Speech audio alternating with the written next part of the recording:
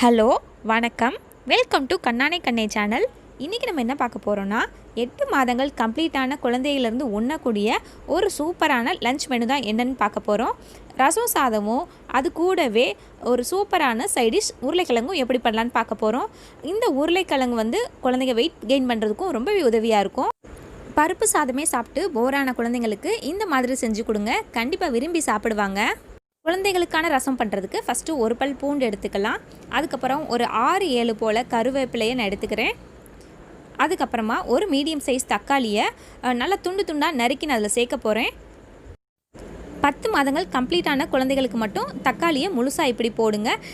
மற்ற குழந்தைகள் 8-9 மாத குழந்தைகளுக்கு தக்காளியை நல்லா வேக வச்சு அது தோல் உரித்து சேர்த்துக்கோங்க. இதில் இப்போது 1/2 ஸ்பூன் அளவு சீரகத்தூள் சேர்த்துக்கலாம். அதுக்கப்புறமா ஒரு 1/4 ஸ்பூனுக்கும் ரொம்ப கம்மி அளவு நான் பெப்பர் தூள் சேர்த்துக்கிறேன். குழந்தைக்கு காரம் பார்த்து சேர்க்கணும், அதுக்காக. அப்புறமா கொஞ்சமாக மஞ்சள் தூள் சேர்த்துக்கிறேன். அதுக்கப்புறமா பெருங்காயத்தூள் ஒரு பிஞ்ச் அளவு சேர்த்துக்கிறேன். இதோட கொஞ்சம் அளவு தண்ணி சேர்த்து இப்போது நல்லா இதை பிளெண்ட் பண்ணி எடுத்துகிட்டு வந்துடலாம். நல்லா அரைச்சாச்சு. இப்போ அதை பாருங்கள் எந்த அளவுக்கு அரைப்பட்டிருக்குன்னு. நல்லா அரைச்சாச்சு பாருங்கள், எந்த வித கட்டியும் கிடையாது. இதுதான் கரெக்டான பதம். இப்போது இதை நான் ஒரு சின்ன பேனில் இதை ஊற்றிக்கிறேன். இதோட ஒரு 3/4 கப் அளவு நான் தண்ணியும் சேர்த்து இதை நல்லா மிக்ஸ் பண்ணிக்கலாம். கூடவே நான் கொஞ்சமாக ஒரு 2-3 மல்லி இலை மட்டும் நான் சேர்த்துக்கிறேன். இதையும் சேர்த்து நல்லா இப்போது மிக்ஸ் பண்ணிடலாம். இப்போது இதை நம்ம கொதிக்க வைக்கலாம். ஒரு 3-4 நிமிஷத்தில் இது ரெடி ஆகிடும். இந்த மாதிரி நுரை லைட்டாக அங்கங்கே கொதிக்கணும். இதுதான் பதம். 1 வயசு வரைக்கும் குழந்தைங்க உணவில் உப்பு சேர்க்கக்கூடாது. 1 வயசுக்கு மேலேனா இதோட உப்பு சேர்த்துக்கோங்க. குழந்தைக்கான தக்காளி ரசம் அருமையாக ரெடி ஆகிடுச்சு.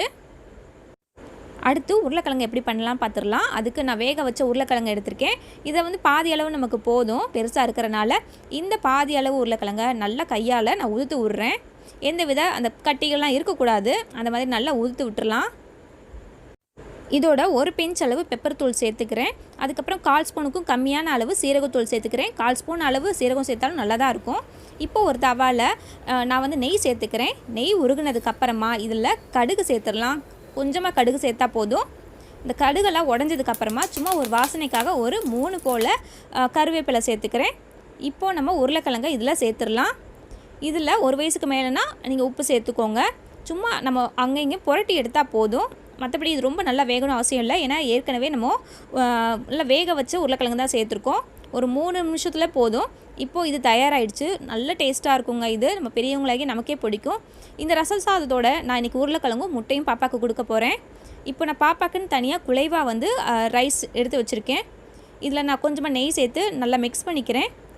இப்போ இதில் நம்ம பாப்பாக்குன்னு தனியாக செஞ்ச ரசத்தை ஒரு 2-3 கரண்டி அளவு நம்ம ஊற்றிக்கலாம்.